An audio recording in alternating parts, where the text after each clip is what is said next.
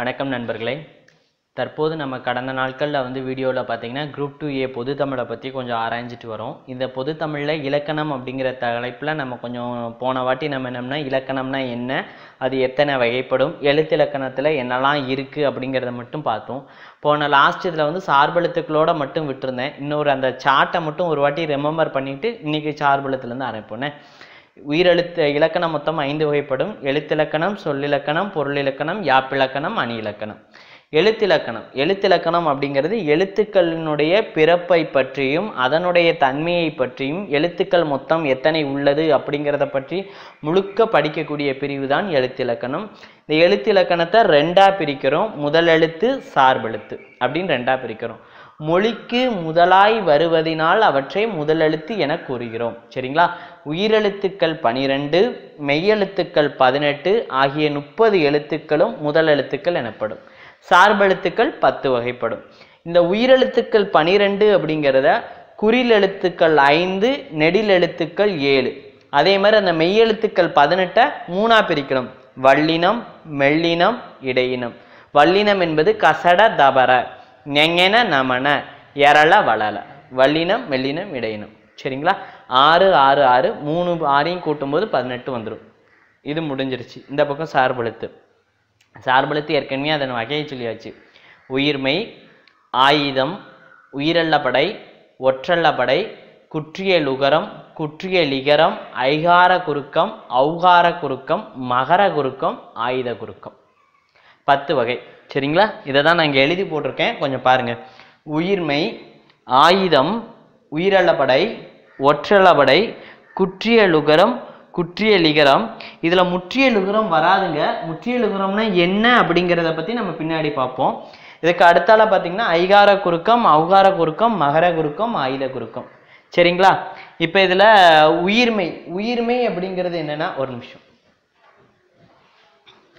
உயிர்மெய், உயிர் அப்படிங்கிறது உயிரெழுத்து, மெய் அப்படிங்கிறது மெய்யெழுத்து. சரிங்களா? உயிரெழுத்துக்கள் எத்தனைன்னு பார்த்தோம்? 12ன்னு பார்த்தோம். மெய்யெழுத்துக்கள் மொத்தம் எத்தனை பார்த்தோம்? 18ன்னு பார்த்தோம். நன்னூல்ல ஒரு விதி இருக்கு, பார்த்துக்கோங்க. உயிர்மேல் உடல் ஒன்றுவது இயல்பு அப்படின்னு சொல்லுவோம். சரிங்களா? உடல் மேல் உயிர் ஒன்றுவது இயல்பு. இது நன்னூல் விதி. நன்னூல் அப்படிங்கிறது பவனேந்தி முனிவரினால் ஏற்றப்பட்ட நூல், இலக்கண நூல். சரிங்களா? தண்டி அலங்காரம் இந்த மாதிரி வருது. எதுக்கு இதெல்லாம் சொல்றேன்னா, இதெல்லாம் டிஎன்பிசியினுடைய டேட்டா. சரிங்களா? அதனால தான் திரும்ப நான் ரீகால் பண்ணுறேன். ஒரு விஷயம் நல்லா கவனிச்சுக்கோங்க. இலக்கணம் வீடியோ நீங்கள் பார்க்குறவங்க திருப்பி ஒரு முறைக்கு 2 முறை இந்த வீடியோவை திரும்ப பாருங்கள். நான் ஒரு வீடியோ நாங்கள் ஒரே வீடியோவாக எடுக்க போகிறதில்ல, நிறைய பார்ட்டாக தான் எடுக்க போகிறோம். அதனால் சார்பெழுத்துனா அது மட்டும்தான் வீடியோவாக இருக்க போகுது. அப்படிங்கும்போது உங்களுக்கு தெளிவாக புரியும். சரிங்களா? ஒன்ஸ் நீங்கள் லேர்ன் பண்ணிட்டீங்கன்னா எப்பயுமே தூக்கத்தில் தட்டி கேட்டாலும் உங்களுக்கு அதை பற்றி தெரிகிற மாதிரி தெளிவாக இருக்கிறதுக்கு தான் நாங்கள் இது பண்ணிகிட்ருக்கோம். சரிங்களா? சரி, இந்த உயிர்மை அப்படின்னா இந்த 216 எழுத்துக்களை பற்றி படுக்கக்கூடியது தான் இந்த உயிர்மை எழுத்து. சார்பெழுத்துல முதல் இது. அதனால இதில் வேற எதுவுமே கிடையாது. சரிங்களா? ஆயுதம் அப்படின்னா என்னன்னா, ஆயுதம் 3 புள்ளி, முப்பார் புள்ளி, அக்கோணம், இதெல்லாம் இதுக்கு சிறப்பு பேருங்க. ஆயுதம் என்பது உயிரெழுத்துக்கள்ல கடைசியா வரக்கூடிய 3 எழுத்து.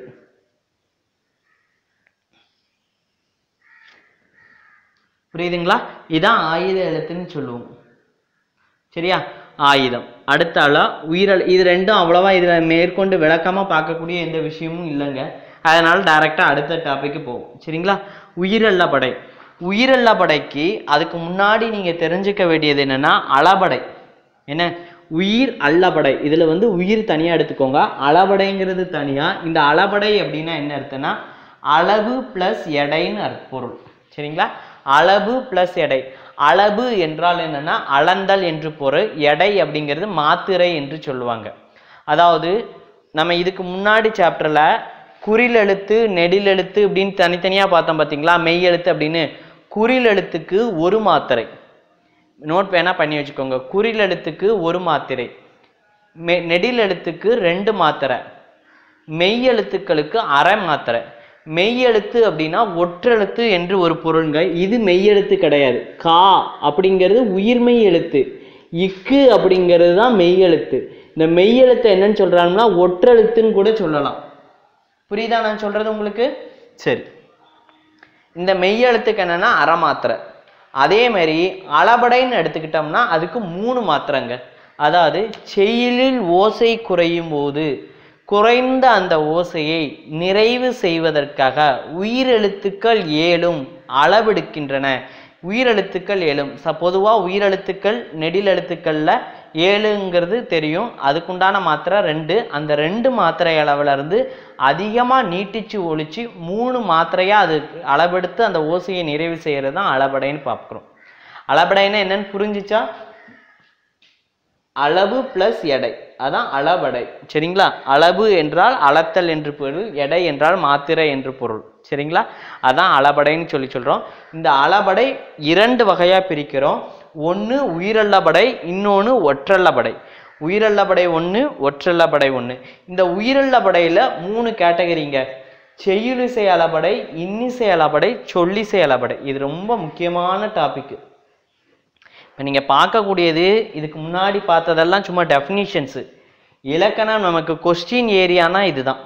உயிரல்லபடையில் உள்ள கேட்டகிரி 3. நல்லா கவனிச்சுக்கோங்க. அளபடையை 2ஆக பிரிக்கிறோம். ஒன்று உயிரல்லபடை, இன்னொன்று ஒற்றல்லபடைன்னு பிரிக்கிறோம். அந்த உயிரல்லபடையை 3 கேட்டகரியாக பிரிக்கிறோம். செய்யுளிசை அளபடை, இன்னிசை அளபடை, சொல்லிசை அளபடை. சரியா? இப்போ நான் ஃபஸ்ட்டு என்ன பண்ணுறேன்னா இதுக்குள்ள டெஃபினிஷன் சொல்லி தந்துடுறேன், அப்புறம் ஷார்ட்கட்டுக்கு போவோம். சரிங்களா?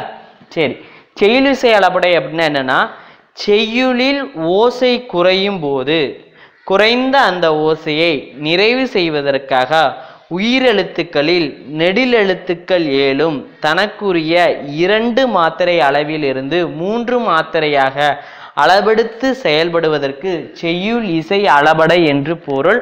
இதற்கு இன்னொரு பேரு இசை நிறை அளபடை. சரியா? சரி, இன்னிசை அளபடை அப்படின்னா என்ன அர்த்தம்னா, செய்யுளில் அல்லது சொல்லில் இனிய ஓசைக்காக அளவெடுக்க செய்வதை இன்னிசை அளபடை என்று பொருள். புரியுதா? சொல்லிசை அளபடை என்றால்னாலும் அதே மாதிரிதான். சொல்லில் குறைந்த ஓசையை நிறைவு செய்வதற்காக நீட்டி ஒலிக்கப்படும் சொல்லின் ஓசைக்கு சொல்லிசை அளபடை என்று பொருள். புரிஞ்சா?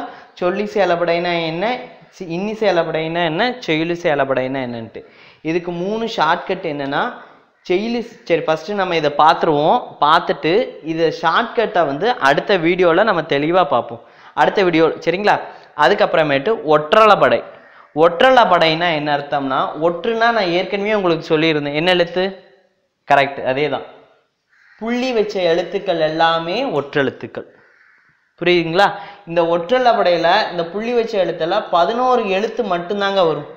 அந்த 11 எழுத்து மட்டும் வரும், அதுதான் ஒற்றளபடை. அது எப்படின்னா, இப்ப உதாரணத்துக்கு சங்கு அப்படின்னு இருக்குன்னு வச்சுக்கோங்களேன்.